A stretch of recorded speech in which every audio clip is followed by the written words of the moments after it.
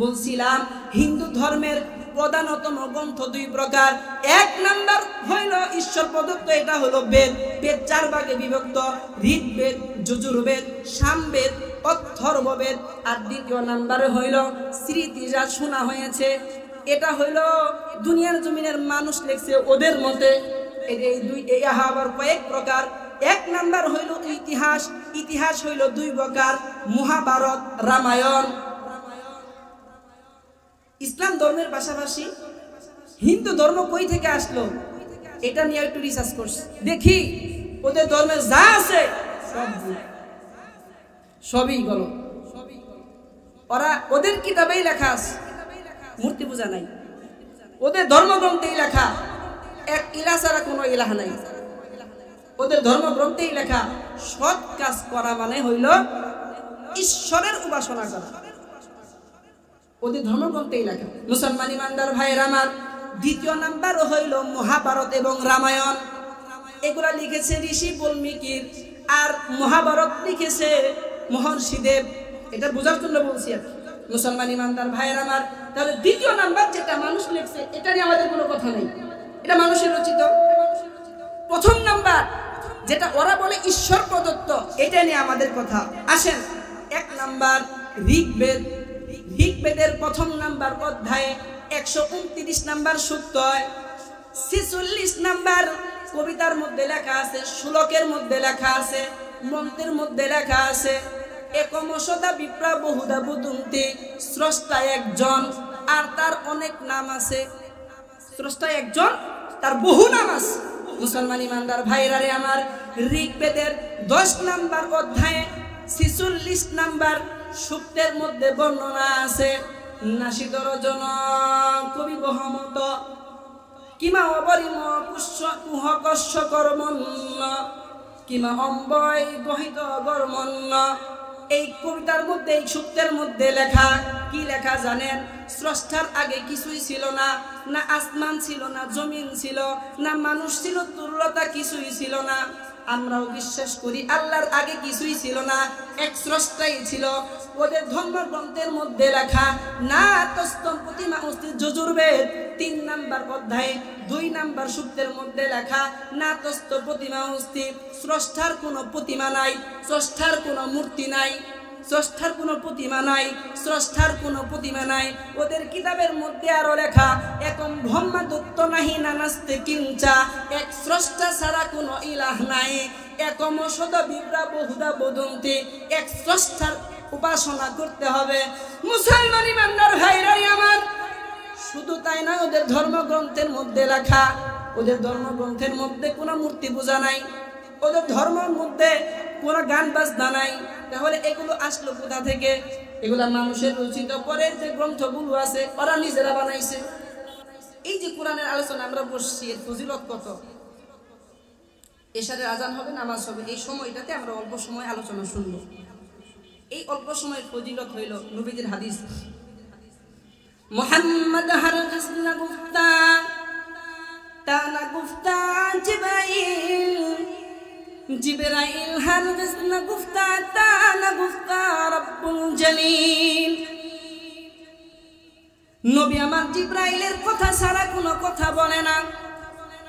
আর জিবরাইল আলাইহিস সালাম আল্লাহর কথা ছাড়া কোনো কথা বলে না। ওই নবী বলেন, মাজলিসু ফিকহিন খায়রুম মিন ইবাদাতি 60 সানা। ইলমে দ্বীন শিক্ষার একটি মাজলিস যদি অল্প সময় হয়, এই যে আমরা বসছি, যদি অল্প সংখ্যক লোক, ভালো কাজে লোক কম থাকে, খারাপ কাজে বেশি থাকে। আল্লাহ তাআলা আমাদেরকে পছন্দ করছেন, আমরা আসতে পারছি। ফজিলত কি নবী জানায় দেন। কোন এক ব্যক্তি দিনের বেলা নফল রোজা রাখছে, রাত্রিবেলা সারা রাত্রি নফল ইবাদত করছে। এইভাবে করে 1 দিন 2 দিন না, 1 বছর 2 বছর না, একাধারে 60 বছর নফল ইবাদত করলে যে সওয়াব হতো, আশা করা যায় নবীজির হাদিস। এই অল্প সময় যে আমরা বসবো, এই অল্প সময়ের বসার দরুন আমল তো করার বিষয় আমরা শুনতেছি, এর ফজিলত হইল 60 বছর নফল ইবাদত করলে যে সওয়াব হতো, তার চেয়ে বেশি সওয়াব আমাদের আমলনামায় আল্লাহ দান করবেন। জোরে বলি সুবহানাল্লাহ। এই হলো ফজিলত। আসেন আরো ফজিলত আছে।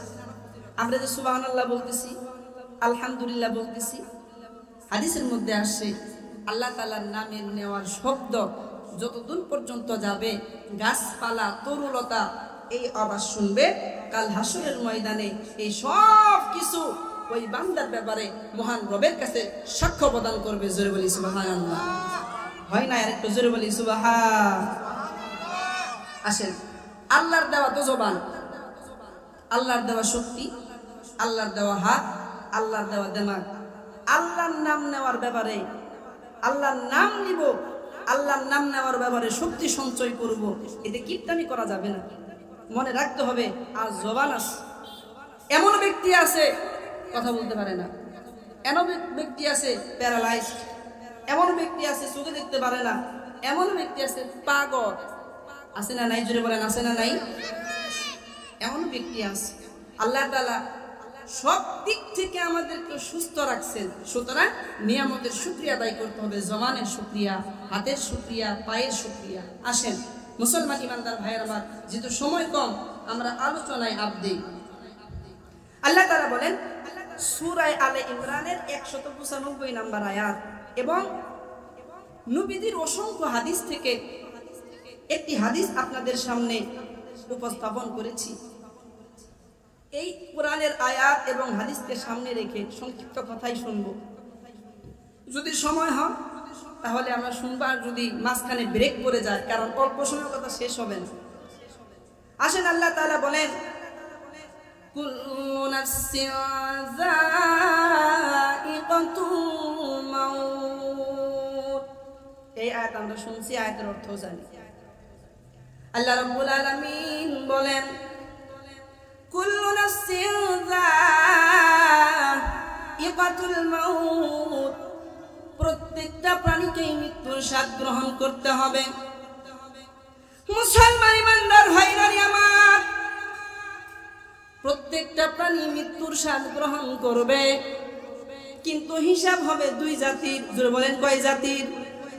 দুই জাতির হিসাব হবে। একটা হলো জিন এবং মানুষ। এই দুই জাতির হিসাব হবে। আল্লাহ তাআলা বলেন ফামান যুহজিহা আনিন নার ওয়া ইন্নামা তুওয়াফাউনা উজুরাকুম ইয়াউমাল কিয়ামাহ। দুনিয়ার জমিনটা আমাদের জন্য আল্লাহ দিয়েছেন কর্মক্ষেত্র হিসেবে। এই দুনিয়ার জীবন কর্মক্ষেত্র। দুনিয়ার জীবনে মানুষ যা করবে, আল্লাহ তাআলা বলেন তোমাদের কর্মের পুরোপুরি প্রতিদান তোমাদের কিয়ামতের দিনই দেওয়া হবে। ভালো কাজ করলেও আল্লাহ তাআলা প্রতিদান দিবেন ভাইয়েরা আমার। আর পুরো বান্দা যখন, কোন মানুষ যখন আল্লাহর নাফরমানি করবে, আল্লাহর দাসত্ব করবে না, আল্লাহর গোলামি করবে না, ওই বান্দাকেও প্রতিদান দেওয়া হবে আযাব দ্বারা। আপনি চাকরি করেন, মালিকের চাকরি করেন, সারা মাস কাজ করার পরে মালিক আপনাকে বেতন দেয়।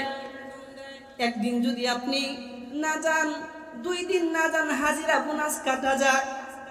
ও মুসলমান ইমানদার ভাইরা রে আমার, দুনিয়ার জমিনে আল্লাহ তাআলা এত মহব্বত করে আমাদেরকে বানাইছেন। বানানোর পরে বালেগ হওয়ার পর্যন্ত কোন হুকুম আল্লাহ আমাদের উপর জারি করেন নাই। বালেগ হওয়ার পরে বুঝ হইল, দিনের বুঝ, মানুষ হইলাম, আল্লাহ তাআলাকে চিনলাম, মা বাবা শিখাইলো, মা বাবা জানাইলো, দিন শিখতে পারলাম, নিজের বুঝ বুঝতে পারলাম।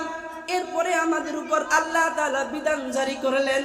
মুসলমান ইমানদার ভাইরা রে আমার, এত নাজ নিয়ামত দেওয়ার পরে কোন বান্দা যখন নাফরমানি করবে, কোন বান্দা যখন গোলামি করবে, কোন বান্দা যখন নাফরমানি করবে, দাসত্ব করবে না, আল্লাহর হুকুম মোতাবেক চলবে না, দুনিয়ার সামান্য নিজাম অনুযায়ী একদিন যদি মালিকের কাজ না করা হয়, একদিনের বেতন কাটা, একদিনের বোনাসও কাটা, তাহলে কোন বান্দা যখন আল্লাহর দাসত্ব করবে না, আল্লাহর গোলামি করবে না, ওই বান্দাকে আল্লাহ তাআলা কিভাবে জান্নাত দিবেন, ওই বান্দাকে আল্লাহ তাআলা কিভাবে মাফ করবেন?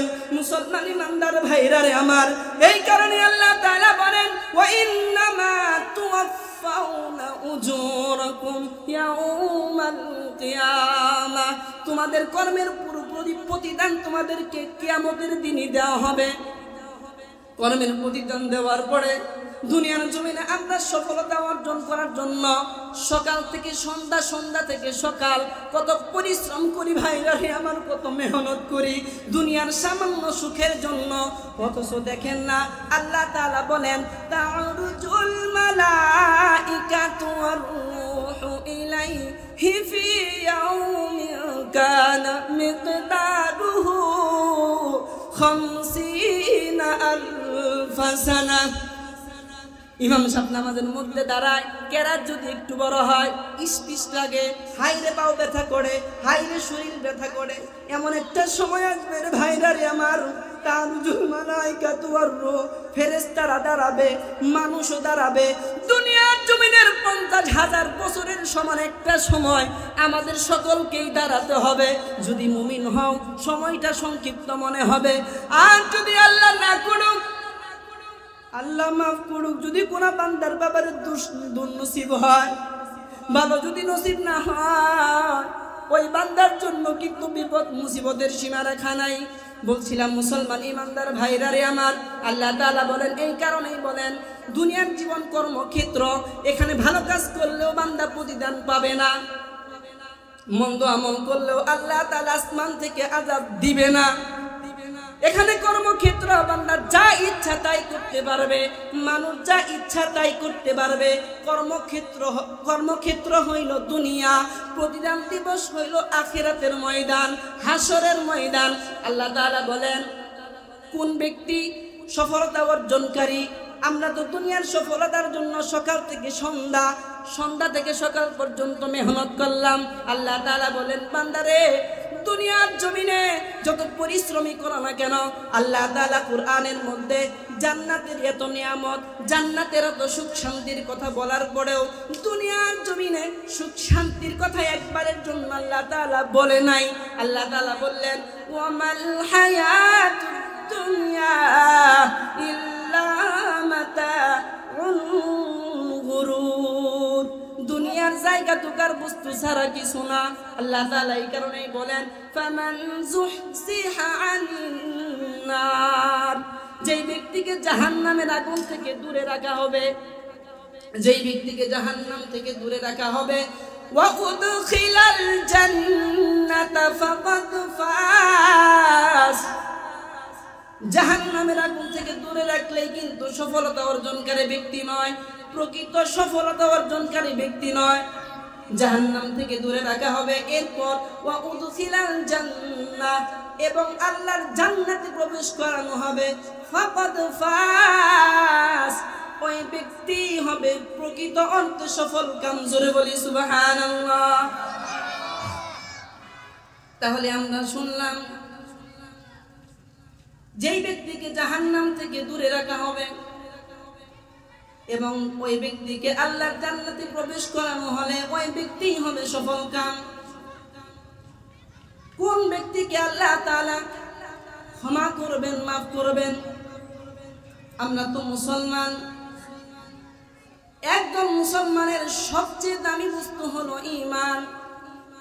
কেননা নবীজি হাদিসের মধ্যে জানায় দেন মান ক্বালা লা ইলাহা ইল্লাল্লাহ, যেই ব্যক্তি লা ইলাহা ইল্লাল্লাহ পড়বে, দাখালাল জান্নাহ, ওই ব্যক্তি আল্লাহর জান্নাতে প্রবেশ করবে। সুবহানাল্লাহ বলবেন না?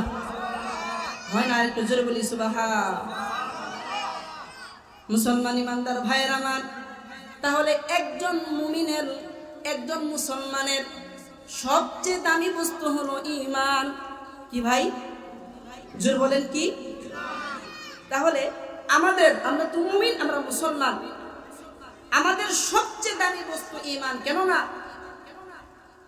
একজন মুমিন ঈমানের বদলতে, ঈমান হইল জান্নাতে যাবার টিকিট, জান্নাতে প্রবেশ করার টিকিট। কোন ব্যক্তি যদি বেঈমান হয়ে মৃত্যুবরণ করে, আল্লাহ তাআলা বলেন ইন্নাল্লাযীনা কাফারু ওয়া وهم كفار কুফরি করেছে, কাফের অবস্থায় মৃত্যুবরণ করছে। ঈমান বিদ্বেষী কাজ করলে ঈমান হারা হবে। ওযু গেলে বোঝা যায়, কিন্তু ভাই ঈমান গেলে কিন্তু বোঝা যায় না। এই জন্য ঈমান নিয়ে আলোচনা। যারা কুফরি, নিশ্চয় যে ব্যক্তি কুফরি করবে এবং কুফর অবস্থায় মৃত্যুবরণ করবে, ফালাই ইউকবালা মিন আহাদিহিম মিলউল আরদি যাহাবাও ওয়ালাউ ইফতাদা বিহ। তামাম দুনিয়া পরিমাণ সহায় সম্পদ, স্বর্ণ অলংকার দিয়ে ভরপুর করা আছে, এমন একজন ব্যক্তি কুফর নিয়ে মৃত্যুবরণ করছে। এই তামাম দুনিয়া পরিমাণ সহায় সম্পদ যদি জাহান্নাম থেকে ওই কাফের ঈমান হারা ব্যক্তি মুক্তিপণ হিসাবে দিতে চায়, আল্লাহ তাআলা বলেন ফালা ইউকবালা মিন, কোশ্চিন কালেও গ্রহণ করা হবে না, কবুল করা হবে না। তাহলে মুসলমান ঈমানদার ভাইয়ের আমার, প্রথম নাম্বার হইল ঈমান সবচেয়ে আমাদের দামি জিনিস। সময় কম, ছোট্ট করে বলছি। ঈমান বিধ্বংসী কাজ, ঈমান বিধ্বংসী কাজের মধ্যে দুইটি কাজ। সর্বপ্রথম হলো দুইটি কাজ। এক নম্বরে শিরক করা, দুই নম্বরে কুফর। এক নম্বরে শিরক, দুই নম্বরে কুফর। শিরক কি জিনিস? শিরক হইল তিন প্রকার। কয় প্রকার? জোরে বলেন, কয় প্রকার? শিরক হইল তিন প্রকার। ইশরাক ফি যাতিল্লাহ, এক প্রকার হইল আল্লাহ সত্তার সাথে শিরক করা। ইশরাক ফি ইলমিল্লাহ, আল্লাহর ইলমের সাথে শিরক করা। ইশরাক ফি কুদরতিল্লাহ, আল্লাহর শক্তিমত্তার সাথে শিরক করা। ছোট্ট করে এই তিন প্রকার আপনাদেরকে জানাই দেব ইনশাআল্লাহ, যেহেতু সময় কম। ইশরাক ফি যাতিল্লাহ, এক নম্বরের শিরক, আল্লাহর সত্তার সাথে শিরক করা। মুসলমান ইমানদার ভাইরা রে আমার, ইহুদিদের ইহুদি ধর্ম বাতিল। কেন গ্রহণযোগ্য হবে না? আল্লাহর সত্তার সাথে শিরক করছে। খ্রিস্টানদের খ্রিস্টান ধর্ম বাতিল, কেননা আল্লাহর সত্তার সাথে শিরক করছে। হিন্দুরাও আল্লাহর সত্তার সাথে শিরক করছে, অর্থাৎ এক ইলা বিশ্বাস করে নাই, এক স্রষ্টাতে বিশ্বাসী না। মুসলমান ইমানদার ভাইরা রে আমার, আল্লাহ তাআলা জানায় দেন ওয়াকালাতিল ইয়াহুদু উযাইরুন ইবনুল্লাহ।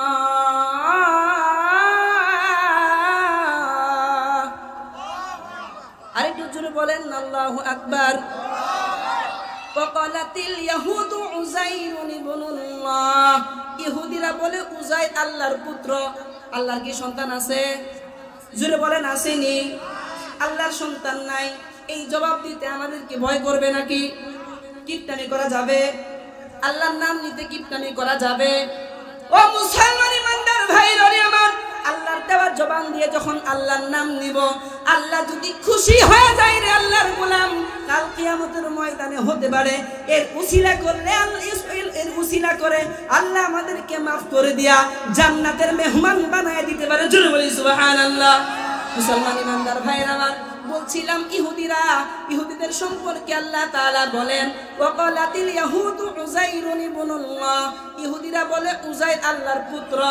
এই জন্য ওরা শিরক করলো, ওরা মুশরিকদের অন্তর্ভুক্ত হয়ে গেল।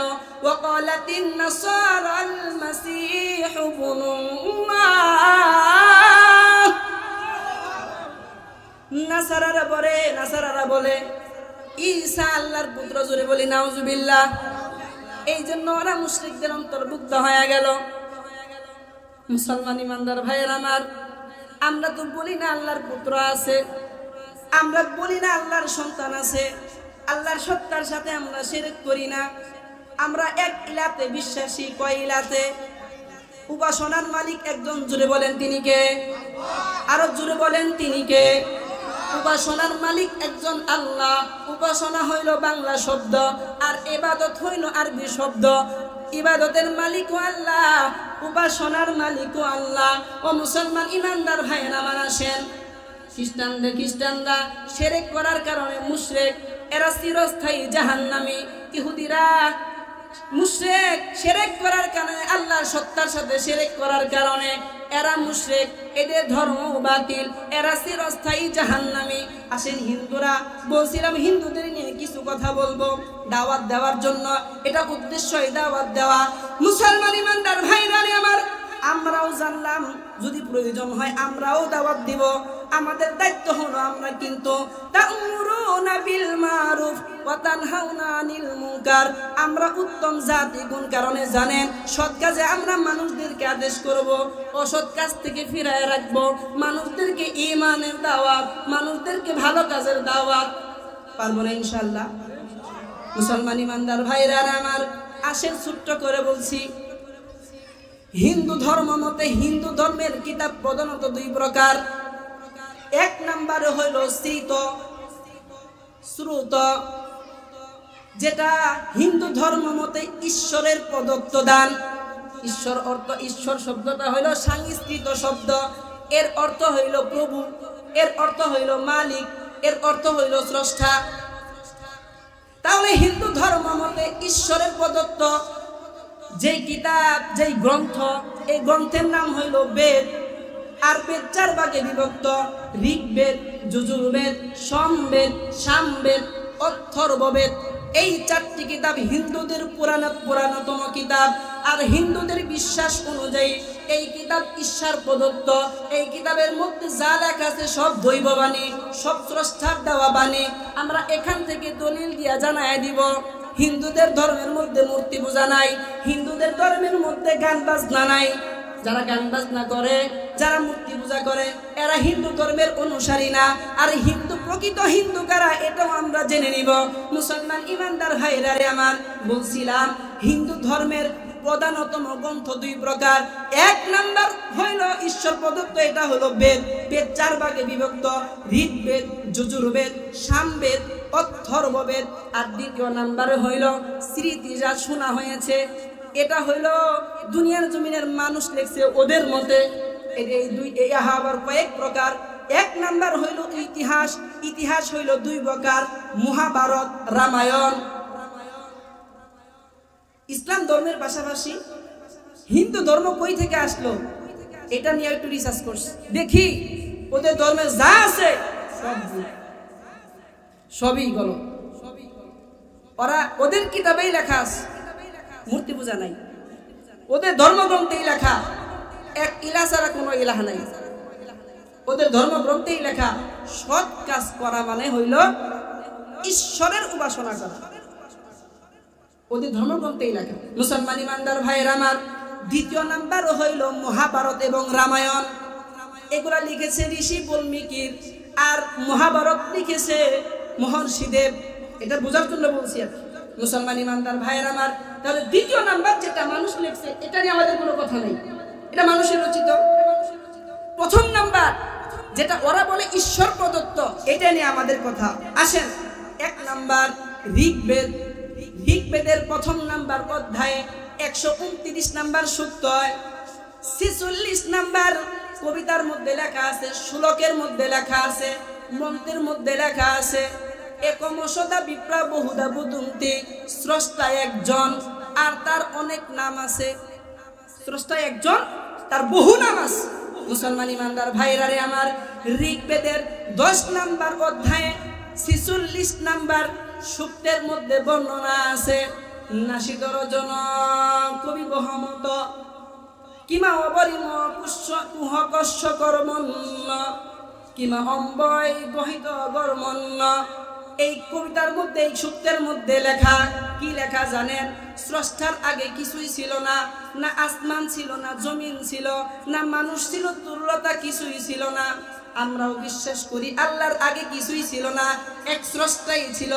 ওদের ধর্মগ্রন্থের মধ্যে লেখা না তস্তম প্রতিমা অস্তি, যজুর্বেদ 3 নাম্বার অধ্যায়ে 2 নাম্বার সূক্তের মধ্যে লেখা না তস্ত প্রতিমা অস্তি, স্রষ্টার কোনো প্রতিমা নাই, স্রষ্টার কোনো মূর্তি নাই, স্রষ্টার কোনো প্রতিমা নাই, স্রষ্টার কোনো প্রতিমা নাই।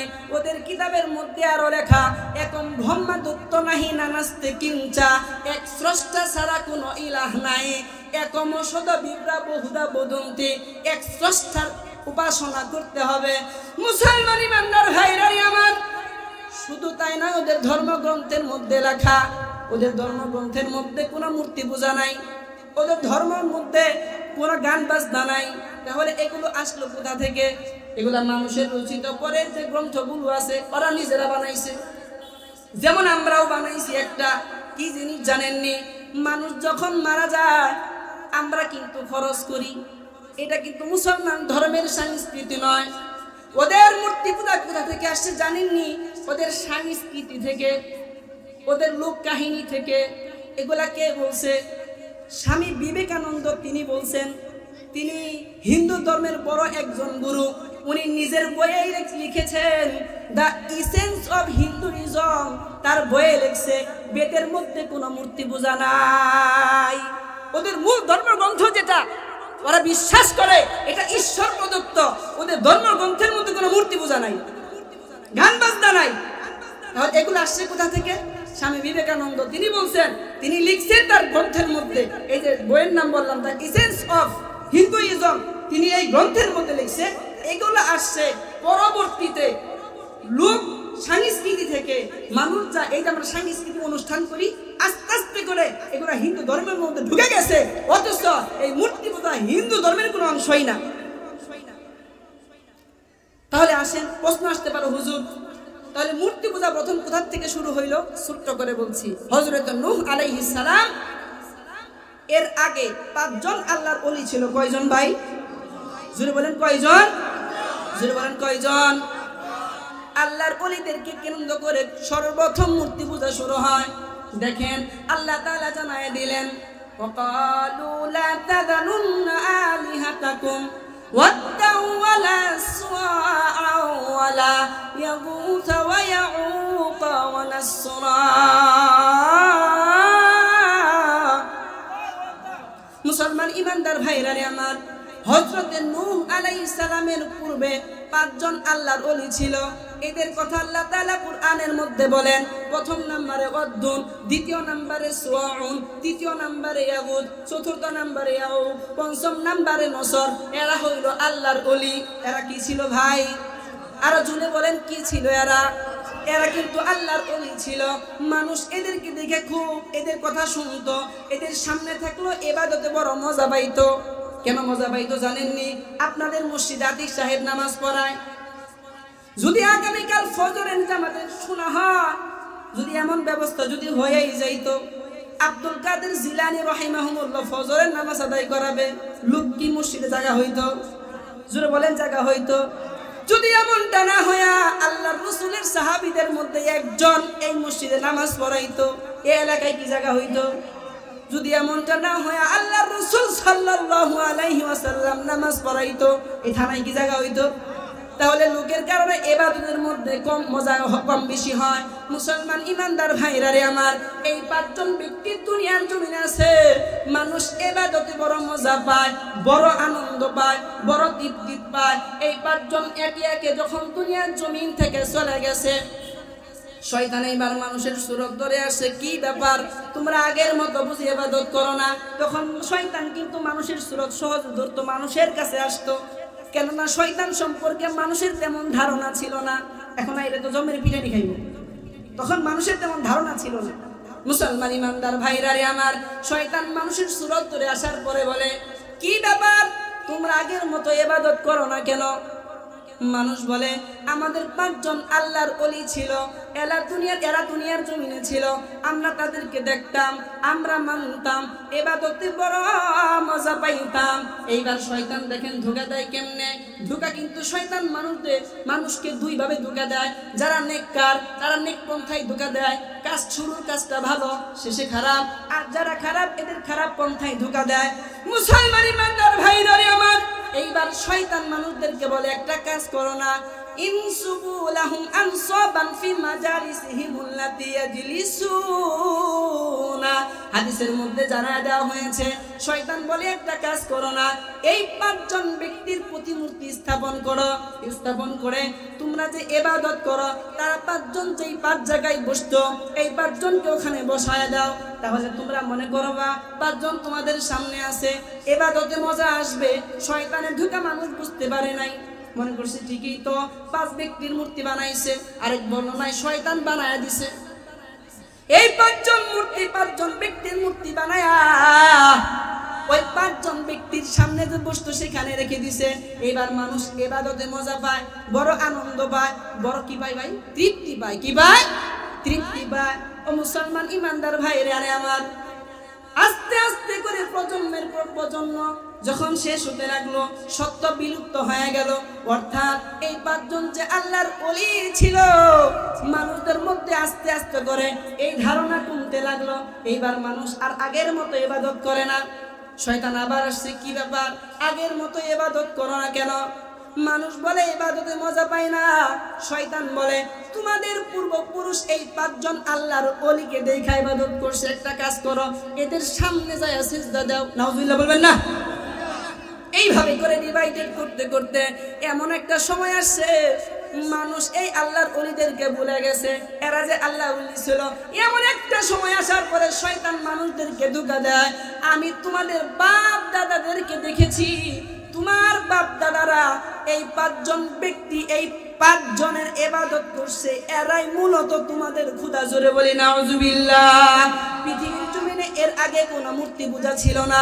মুসলমান ইমানদার ভাইরা রে আমার, তাহলে আসেন প্রথম নাম্বার হইল আল্লাহর সত্তার সাথে শিরক করা। আল্লাহর সত্তার সাথে শিরক করা যাবে না। আল্লাহর সামনে, আল্লাহ তাআলা ছাড়া অন্য কারো সামনে মাথা নত করা যাবে না। গাছের সামনে সিজদা দেওয়া যাবে না। কবরের সামনে সিজদা দেওয়া যাবে না। যাবে? জোরে বলেন যাবে? যদি সিজদা দেওয়া হয় ইমান কি থাকবে? ইমান আস্তে করে চলে যাবে। ও মুসলমান ইমানদার ভাইরা রে আমার, একজন মুমিনের ইমান সবচেয়ে দামি জিনিস। কেননা ইমানের বদলতে আল্লাহ তাআলা মাফ করবেন। নবী জানায় দেন, মান লাকিয়াল্লাহ, যেই ব্যক্তি আল্লাহর সাথে সাক্ষাৎ করেছে। নবীজির হাদিস, মান লাকিয়াল্লাহ, যেই ব্যক্তি আল্লাহর সাথে সাক্ষাৎ করেছে এমন অবস্থায়, ওয়া ইউশরিকু বিহি শাইআন, আল্লাহর সাথে কাউকে শরীক করে নাই, আল্লাহর সাথে সাক্ষাৎ অবস্থায় আল্লাহর সাথে কাউকে শরীক করে নাই, ওয়া ইউসাল্লিল খামসা, 5 ওয়াক্ত নামাজ পড়েছে, ওয়া ইয়াসুমু রমাদান, রমজান মাসে রোজা রেখেছে, শিরক করে নাই, 5 ওয়াক্ত নামাজ আদায় করেছে, রমজান মাসে রোজা রেখেছে। নবী জানায় দেয়, গুফিরা লাহু, আল্লাহ তাআলা ওই বান্দাকে ক্ষমা করে দিয়া কাল হাসরের ময়দানে জান্নাতের মেহমান বানায় দিবেন। জোরে বলি সুবহানাল্লাহ। হয় না? আর একটু জোরে বলি সুবহানাল্লাহ। মুসলমান ইমানদার ভাইরা রে আমার, তাহলে আল্লাহর সত্তার সাথে শিরক করা যাবে না। অন্য কার, আল্লাহ ছাড়া অন্য কারো সামনে মাথা নত করা যাবে না, কপাল ঠেকানো যাবে না। এইরকম টেবিল সাজায়া মোমবাতি ধরায়া তার সামনে সিজদা করা যাবে? জোরে বলেন যাবে? এই কপালটা কার জন্য? একমাত্র আল্লাহর জন্য। হাত দিছেন আমাদের জন্য, আমরা কাজ করি, পা ব্যবহার করি, মুখ ব্যবহার করি, চোখ ব্যবহার করি, কিন্তু কপাল একটা জিনিস আল্লাহ দিছেন, মাগার এইটা আমরা ব্যবহার করি না। আল্লাহ বুঝাইয়া দেয়, ওরে গোলামের দল, এই কপালটা আমি আল্লাহ একমাত্র আমার জন্য দিছি। জোরে বলি সুবহানাল্লাহ। মুসলমান ইমানদার ভাইয়ের আমার, অনেক মানুষ আসে এই যে টেবিল বানায়া মোমবাতি ধরায়া সিজদা দেয়, বলে ভাল লাগে না, জিন শয়তান কষ্ট দেয়, মইরা যান না কেন? হাদিসের মধ্যে আসে, কি আসে জানেন? জিন শয়তান মানুষদেরকে কষ্ট দিল, এই মোমবাতি ধরাইলে বলে আরাম লাগে। নবী জানায় দেয়, লা তুশরিক বিল্লাহি শাইআন ওয়া ইন কুতিলতা ওয়া হুররিকতা, যদি তোমাকে হত্যা করা হয় অথবা জ্বালিয়ে দেওয়া হয়, তবু আল্লাহর সাথে শিরক করবা না, আল্লাহর সাথে শিরক করবা না। যদি তোমাকে কষ্টই দেয়, তুমি যদি ধৈর্য ধারণ করতে পারো, এমত অবস্থায় কষ্টে যদি মৃত্যু হয়ে যায়, আশা করা যায় তোমার মৃত্যুটা শহীদ মৃত্যু হবে। জোরে বলি সুবহানাল্লাহ। মুসলমান ইমানদার ভাইরা আমার আসেন, তাহলে আমরা শুনছিলাম আল্লাহর সত্তার সাথে শিরক করা যাবে না। দ্বিতীয় নাম্বার, ইশরাক ফি ইলমিল্লাহ, আল্লাহর ইলমের সাথে শিরক করা যাবে না। গায়বের মালিক জুড়ে বলেন কে? জুড়ে বলেন কে? জুড়ে বলেন না কে? গায়বের মালিক একমাত্র আল্লাহ তাআলা। এই গায়বের খবর আল্লাহ ছাড়া কেউ জানে না। কুল্লা ইয়ালামু মান ফিস সামাওয়াতি ওয়াল আরদিল গায়বা ইল্লাল্লাহ। জোরে বলেন না আল্লাহু আকবার। আল্লাহ তাআলা জানায় দেয় নবমণ্ডল ভূমণ্ডলের অদৃশ্যের সংবাদ আল্লাহ ছাড়া কারো কাছে নাই। অনেক মানুষ বলে সুন্নি দাবি করে, নবী বলে গায়েব জানে, অথচ নবীর সহধর্মিণী মা আয়েশা সিদ্দিকা রাদিয়াল্লাহু তাআলা আনহা বলেন, যেই ব্যক্তি বলে নবী গায়েব জানে ওই ব্যক্তি মিথ্যাবাদী। নবী নিজেই বলছেন আলামুল গায়বা ইল্লাল্লাহ, আল্লাহ ছাড়া কেউ গায়েব জানে না। তাহলে আমরা জানলাম আল্লাহর ইলমের সাথে শিরক করা যাবে না। গায়েবের মালিক একমাত্র কে, জোরে বলেন। আসেন 3 নাম্বার, আল্লাহর শক্তিমত্তার সাথে শিরক করা যাবে না। ইশরাক ফি কুদরতিল্লাহ, সন্তান দেওয়ার মালিক কে, রিজিক দেওয়ার মালিক কে, সুস্থতা দেওয়ার মালিক কে, অসুস্থতার মালিক কে। এগুলা কোনো মানুষের কাছে যন্ত্রণা করা যাবে না, কোনো মানুষের কাছে চাওয়া যাবে না, কোনো দরগায় চাওয়া যাবে না। কোন ব্যক্তি যদি এমন কাজ করে, কোন দরগায় যে সন্তান চায়, ওই ব্যক্তি শিরক করলো। জোরে বলেন কি করলো? আর যে ব্যক্তি শিরক করলো ওই ব্যক্তি মুশরিক হয়ে গেল। কি হয়ে গেল? আল্লাহ তাআলা বলেন ওয়ালাকাদ উহিয়া ইলাইকা ওয়া ইলাল্লাযীনা মিন ক্বাবলিক লাইন আশরাকতা লায়াহবাতান্না আমালুকা ওয়া লানাকুনান্না মিনাল খাসিরিন। আল্লাহ তাআলা জানায় দেয়, নবীকে জানায় দিতেছে, নবীর মাধ্যমে আমাদেরকে জানায় দেয়, হে নবী, আপনার প্রতি এবং আপনার পূর্ববর্তীদের প্রতি এ মর্মে ওহী প্রেরণ করা হয়েছে, আপনি যদি শিরক করেন তাহলে আপনার পূর্বের সকল আমল নষ্ট হয়ে যাবে, বন্ধ হয়ে যাবে, আর আপনি ক্ষতিগ্রস্তদের অন্তর্ভুক্ত হয়ে যাবেন। মুসলমান ইমানদার ভাইরা আমার, শিরক করলে কি হয় আরো জানেননি? আল্লাহ তাআলা বলেন ইন্নাহু মাইয়ুশরিক বিল্লাহ, নিশ্চয় যে ব্যক্তি শিরক করলো, কেউ যদি আল্লাহর সাথে শিরক করে, ফাকাদ হারামাল্লাহু আলাইহিল জান্নাহ, তাহলে ওই ব্যক্তির জন্য অবশ্যই আল্লাহ আল্লাহর জান্নাতকে হারাম করবেন। তাহলে শিরক করলে আল্লাহর জান্নাত হারাম হয়। কি হয় জোরে বলেন? জোরে বলেন কি হয়? আল্লাহর জান্নাত হারাম হলে ওই ব্যক্তির জায়গা কোথায়? জোরে বলেন কোথায়? আমরা কোথায় যাইতে চাই? আমরা জান্নাতের আশাবাদী। কিসের আশাবাদী? আমরা জানি, আমরা বিশ্বাস করি, আমরা আশাবাদী আল্লাহ আমাদেরকে মাফ করে দিয়ে আল্লাহর জান্নাত দিবেন, এই আশা আমরা রাখি না। জোরে বলেন। তাহলে কি শিরক করা যাবে? আসেন, এইবার শিরক করা যাবে না। শিরক করলে সকল আমল নষ্ট হয়ে যাবে, সকল আমল পণ্ড হয়ে যাবে, আর মানুষ ক্ষতিগ্রস্তদের অন্তর্ভুক্ত হয়ে যাবে। তাহলে শিরক যদি আগুনেও জ্বালিয়ে দেওয়া হয় অথবা হত্যা করা হয়, শিরকের কোনো কাজ করা যাবে? জোরে বলেন যাবে? জোরে বলেন যাবে? আমরা মুমিন, আমরা মুসলমান, যে কোনো আমলে, যে কোনো পন্থায় আমাদের ঈমানকে আমরা বাঁচায় রাখবো। আমরা রাজি আছি না? জোরে বলেন। কারা কারা ঈমান, আমাদের ঈমানকে আমরা বাঁচায় রাখবো? দুই হাত তুলে দেখাই। নারায়ে তাকবীর। হয় নাই? এই আওয়াজ দিয়ে জিহাদ করা যাবে না। নারায়ে তাকবীর, নারায়ে তাকবীর। আল্লাহ আমাদেরকে জান্নাতুল ফিরদাউসের অধিকারী না বানায়া আমাদের কাউকে তুমি মৃত্যু দিও না। জোরে বলি আমিন। আপনারা আসেন মুসলমান ইমানদার ভাইয়ের আমার, আমরা শুনলাম শিরক করা যাবে না। আসেন এরপরে, আমরা তো দুনিয়ার জমিনে আছি, তাহলে দুনিয়ার জমিনে যদি আমরা কষ্ট করে আমাদের ঈমানটা বাঁচায় রাখি, আমরা ঈমানের উপর বহাল থাকি, আল্লাহ আমাদের জন্য সুসংবাদ দিবেন। কি দিবেন? জোরে বলেন, জোরে বলেন কি দিবেন? আল্লাহ তাআলা বলেন ইন্নাল্লাযীনা ক্বালু রাব্বুনাল্লাহ, জোরে বলেন আল্লাহু আকবার। নিশ্চয় যারা বলে আমাদের রব আল্লাহ, জোরে বলেন কে? সুম্মাস্তাকামু, আমাদের রব আল্লাহ বলে এই কথার উপর অটল অবিচল থাকে। তাতানাজ্জালু আলাইহিমুল মালাইকা, জোরে বলেন আল্লাহু আকবার। আল্লাহ সুসংবাদ জানায় যায়, মৃত্যু সময় হতে দেরি, ফেরেশতা আসতে দেরি হবে না। তাতানাজ্জালু আলাইহিমুল মালাইকা, ওই ব্যক্তির কাছে আল্লাহর ফেরেশতা অবতীর্ণ হয়। আয়েশা কি বলে জানেননি? এ আল্লাহর বান্দা, এ আল্লাহর গোলাম, ওয়াবশিরু, তাতানাজ্জালু আলাইহিমুল মালাইকা আল্লা তাখাফু, ভয় পাও না, ওয়ালা তাহজানু, চিন্তা কইরো না, ওয়াবশিরু বিল জান্নাতিল্লাতী কুনতুম তুআদুন, এসে বলে, ও আল্লাহর বান্দা, ভয় পাও না, চিন্তা করো না, সুসংবাদ গ্রহণ করো। ওই জান্নাতের, যে জান্নাতের ওয়াদা আল্লাহ তোমাদের জন্য করেছেন, জোরে বলি সুবহানাল্লাহ। মুসলমান ইমানদার ভাইয়ের আমার, ছোট্ট করে বলছি, সময় নাই।